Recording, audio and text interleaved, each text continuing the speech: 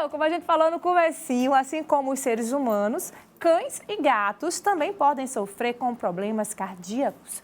Para a gente alertar os tutores, o mês de setembro é dedicado à conscientização sobre a importância da saúde cardiovascular dos seus companheiros, né? As enfermidades cardiovasculares em pets podem ser silenciosas, o que acaba dificultando o diagnóstico. Para você ter uma ideia, de acordo com dados do Sindicato Nacional da Indústria de Produtos para a Saúde Animal, 1 a cada 10 pets pode apresentar algum tipo de problema no coração. Já quando os pets envelhecem, cerca de 35% dos animais são acometidos por doenças cardíacas. Então, para a gente entender um pouquinho mais, para que a gente possa também cuidar da saúde dos nossos amiguinhos, a gente tem que conversar sobre o assunto e, para isso, a gente está recebendo aqui o veterinário André Braga, né, que está estreando aqui também com a gente. Você não tinha vindo ainda aqui no programa, não, né? Não, ainda não. Seja bem-vindo, então, André. Muito obrigado, Shirley. Vamos, então, falar desse assunto que é muito importante, como a gente sempre diz, né? Papai e mamãe pet também passa por várias dúvidas, assim como a gente na criação dos nossos filhos humanos, né? Então, tem muita coisa que a gente não entende. Então, é preciso a gente estar realmente atento. Vamos começar explicando para quem está em casa, para o telespectador, quais são os principais sintomas de problemas cardíacos dos nossos animais? Certo. Então, assim, o mês de setembro foi escolhido na medicina veterinária para representar, né, o Setembro Vermelho, cuidado com o coração. E aí é um mês que a gente enfatiza mais, né, o cuidado com a saúde cardiovascular dos pets, principalmente no que diz respeito à detecção e ao tratamento das doenças cardiovasculares. Então, hoje a gente sabe que com os avanços da medicina veterinária, os pets estão tendo uma longevidade maior, né? Hoje é comum a gente encontrar cães com 15, 16, 17 anos, gatos com 17, com 20. Então, assim, eles estão vivendo mais e com isso as doenças também vão acontecendo, né? Como era de se esperar. E aí, falando da parte cardiológica, no que se trata de cães, porque a sintomatologia é um pouquinho diferente entre as duas espécies. O cão, ele é mais perceptível, né, os sintomas de doenças cardiológicas. Então, assim, aquele pet que começa um cão com uma tosse seca, persistente, né, principalmente uma tosse noturna, já é um indício de que deve ser investigado alguma coisa, né? Há casos também de intolerância ao exercício, aquele cão que se cansa com facilidade, você sai ali para passear e ele não consegue, né, se exercitar por muito tempo. Às vezes você pode notar em casa também o aparecimento de língua roxa, né, que a gente chama de cianose, né, de língua. Então, alguns sintomas que levam a gente desconfiar que esse cão, acender aquele alerta que o cão possa ter alguma alteração cardíaca. Nos gatos o gato, o gato ele é mais silencioso, ele demonstra menos quando ele está doente, né? Então, assim, quando você percebe o gato com alguma alteração, ela já está bem avançada. O gato, diferentemente do cão, dificilmente ele tosse, então, assim, você não percebe muito.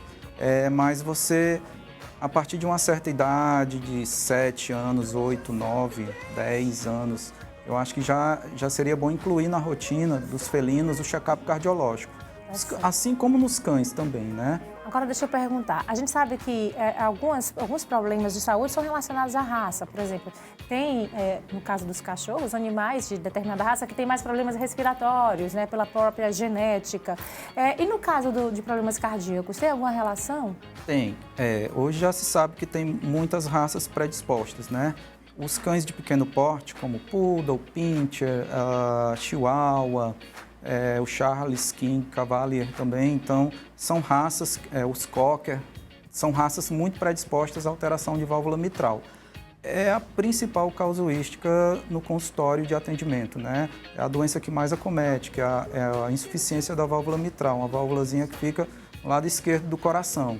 Então, é uma das principais doenças cardíacas de cães de pequeno porte. O cão de grande porte, geralmente ele tem mais tendência a desenvolver a cardiomiopatia dilatada, que é uma doença que é bem semelhante, assim como a insuficiência de mitral, nos humanos também. A gente tem uma correlação, apesar dos tratamentos serem bem diferentes, né?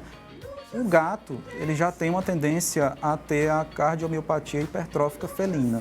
É uma doença que é exclusivamente, praticamente, de gatos, né? E é uma clínica também um pouco diferente, né? Então, são abordagens diferentes, tratamentos diferentes. E os animais também apresentam alguns fatores de risco, como nós humanos, como, por exemplo, hipertensão, né? Ou não? De repente, colesterol também, que a gente sabe que são fatores que merecem principalmente atenção. a hipertensão arterial sistêmica é um dos fatores também que está envolvido junto com as doenças cardíacas, né? Nos cães e nos gatos.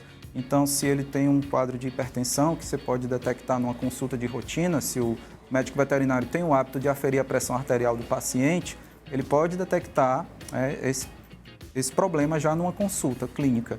E aí ele pode encaminhar para um atendimento cardiológico para fazer a triagem, né? Para saber se esse animal ele é só hipertenso ou se ele, além de hipertensão, ele já tem alguma alteração cardíaca.